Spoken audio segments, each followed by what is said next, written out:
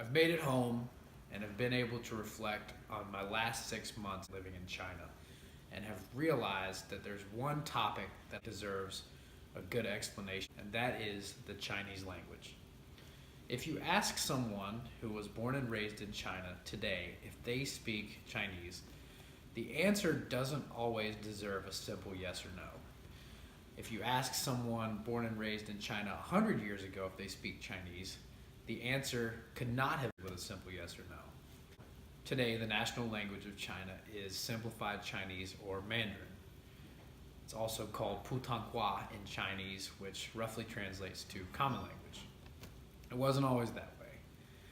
100 years ago, the last imperial dynasty in China ended, and China actually did not have a single unifying language. It was composed of different ethnic minorities, as they're called, in different provinces, most of which spoke different languages that were completely discernible from each other. So the government formed the Commission on the Unification of Pronunciation. This was 1913, and they were faced with a multitude of tasks, all surrounding creating a unifying written and spoken language.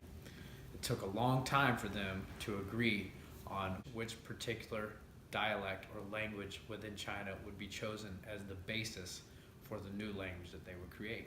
Politics, fighting, and probably a lot of disagreement ensued, and they settled on using the languages spoken around Beijing to create the new language, which would then become what's known as Mandarin today.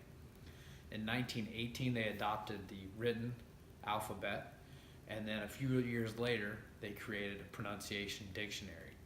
So the spoken language of Mandarin is based on what the commission that was tasked with creating the new national language agreed that a well-spoken, well-educated person from Beijing would sound like.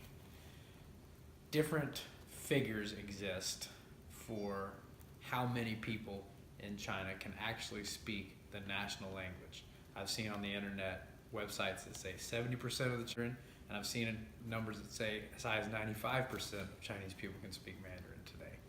It's probably somewhere between those two figures. But one factor that makes this topic all the more confusing is that the Chinese that can speak English use the word dialect to describe the different forms of Chinese that are spoken throughout the country. Those are wholly different languages. For example, Cantonese and Mandarin are not dialects or forms of the same language. They are different, distinct languages. If you sat somebody down at a table that speaks Mandarin with someone at a table that speaks Cantonese, they would not be able to communicate verbally. So I'm going to cut away to an interview I had with one of my good friends and colleagues who grew up in China, who can further explain what I'm talking about, the complexity of the Chinese language. All right, so I'm here with my good friend and colleague, Annie. Hello. Hi, everyone. Annie, where were you born?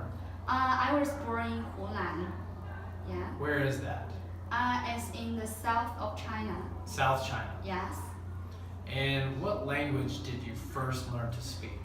My first language is Hunan dialect. Okay. Yeah. And if a person speaks Hunan dialect Yes. and another person speaks Mandarin or Putonghua, Yeah. can they understand each other? No, they cannot. Oh, so they're totally different languages. Yeah, totally different. All right. When did you learn to speak Mandarin or Putonghua? When I first went to school, in the kindergarten, Okay. and my teacher taught me the Mandarin. Yeah. Then I started to talk, to speak in Putonghua. Yeah. All right. So did you learn it each year in school? Yeah. Every year. Every year, all the way through high school? Of course. Oh, wow. And still all the whole life, the school life. Yeah. Okay. Mm-hmm. All right, there you have it.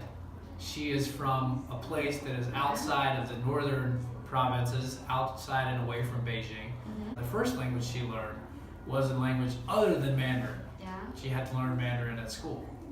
Thank Yes. you, Annie. You're welcome. So there you have it. You've now heard from someone that grew up in China, is a young, well-to-do, well-educated professional who actually learned as her first language a language that was neither Mandarin nor English, but she speaks both of those languages. Only time will tell whether the people of China will begin raising their children and teaching them the simplified Chinese language, or the national language of China, as their first language outside of the Beijing province. But for now, people in China are still learning their local language, and they're learning Mandarin in school. It's a far more complicated topic than I had envisioned when I started over there, and hopefully you have a little bit better grasp of the assortment and the complexities of the Chinese languages.